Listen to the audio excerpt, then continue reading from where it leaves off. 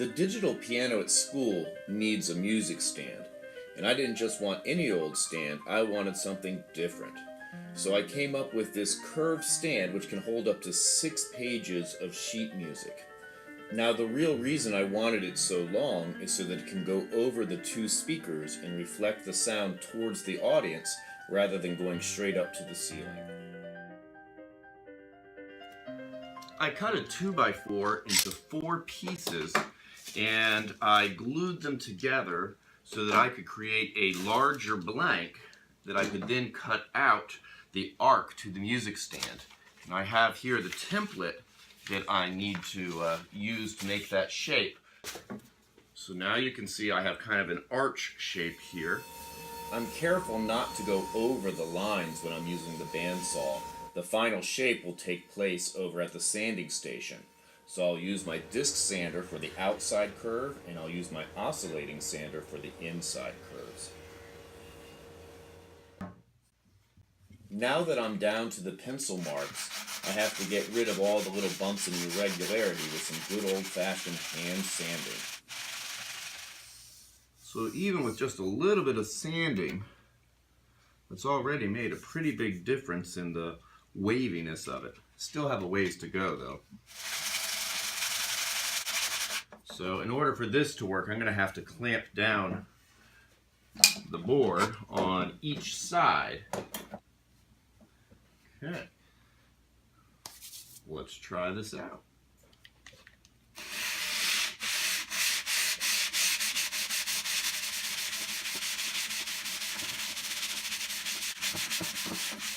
Wow, that feels really good. So it doesn't take much, but it's evening everything out. Now that the shelf has its final shape, I can take it over to the router table and round over all 4 edges. I need to make a groove all the way around this board, about a 1/2 inch in from the edge. I can't really just do this straight against my router fence on my regular router table, because with this curve I would just be freehanding it and I'm probably going to mess it all up. So I came up with kind of a more complicated setup. I took 2 dowels and I drilled 2 holes through each one so that I could put some bolts in it. And I used a square to make sure that they're absolutely perpendicular to the table. And then I have these 2 what they call stock guides, which will hold down the workpiece while I'm moving it. They have these wheels here which are at a slight angle and kind of keep the board against the fence. Now the idea with these 2 dowels is that since my workpiece is curved, if I go slow and I keep the board against each one of those, I should be able to keep a nice even curve when I'm doing this with the router. I'm going to have to go slow, and I may not get the results I want at the ends because part of the workpiece won't be on both pieces of those dowels. That turned out a lot nicer than I thought it would. It's almost perfect.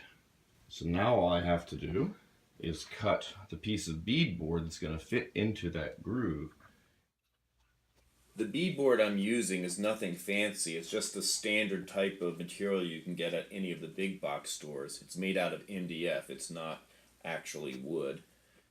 The groove in the shelf was made with a 1/4 inch straight bit, which is bigger than the MDF, which is really only about 3/16 of an inch.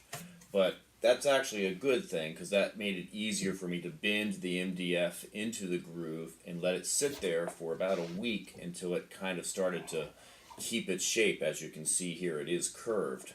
So to tighten everything up, I had to make some shims that I'm going to put behind the beadboard and force it towards the front so that you won't have an unsightly gap in between the beadboard and the groove.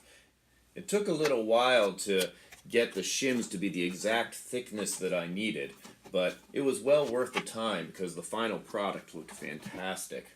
I ended up making 3 separate shims, 1 in the middle and then 2 on the ends, and I could then just bang the end shims to meet the one that was in the middle. It It was way too hard to have one giant long shim with this curve. I couldn't really get it into the groove.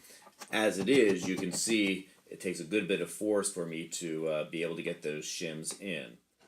Of course, I did go ahead and put this whole thing together without any glue to make sure that all the parts fit.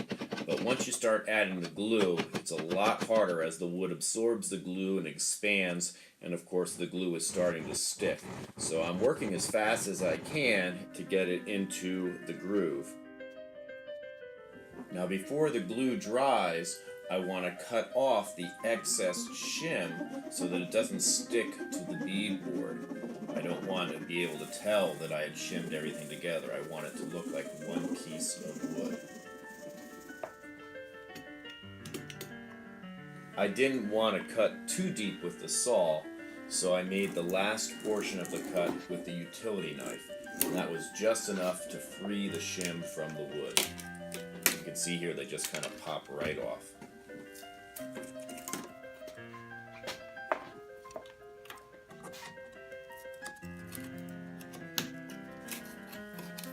There were several spots where the shim didn't break off cleanly and they were kind of proud of the surface. So I just used my scraper to shave it down so it was nice and flush with the rest of the wood.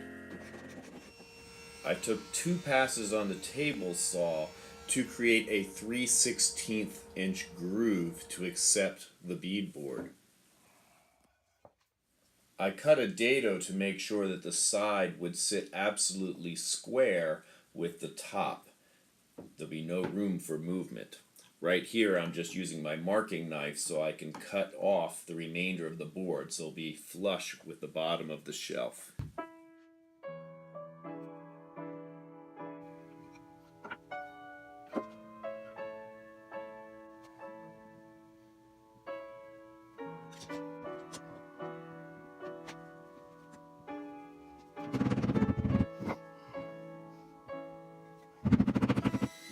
Once the glue dried, I used a 3/8 inch drill bit to make a hole for a dowel.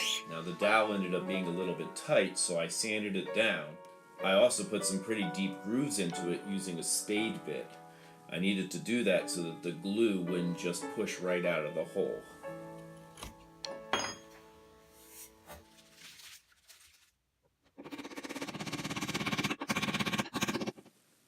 Once it dried, I just cut it off nice and flush. I selected a 2x4 with very straight grain and very few knots in it. I put it on the jointer and then chamfered both edges. And now I'm running it through the table saw to create a strip that's only about 1/8 of an inch wide.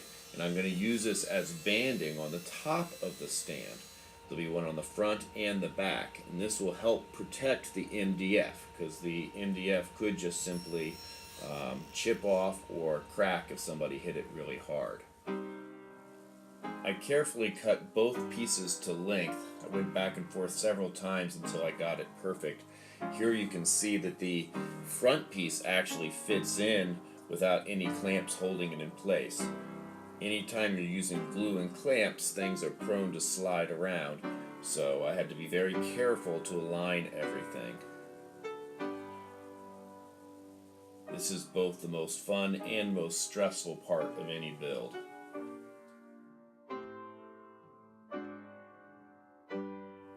I had nice glue squeeze out on the top railings there, and here you can see an absolutely perfect joint. Now that the glue is all dry, I can go ahead and take my scraper once again and get rid of the excess. With just a little bit more sanding, the body of the music stand is now complete.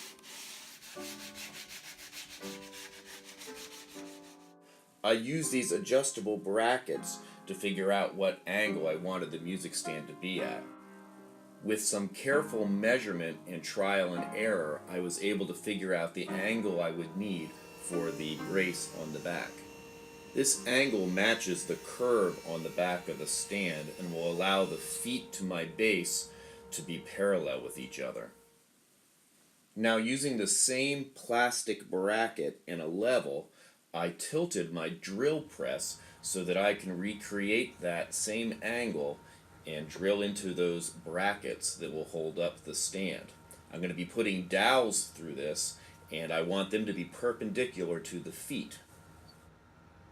With the drill press back at 90 degrees, I can go ahead and drill 3 holes in each foot to accept the dowels.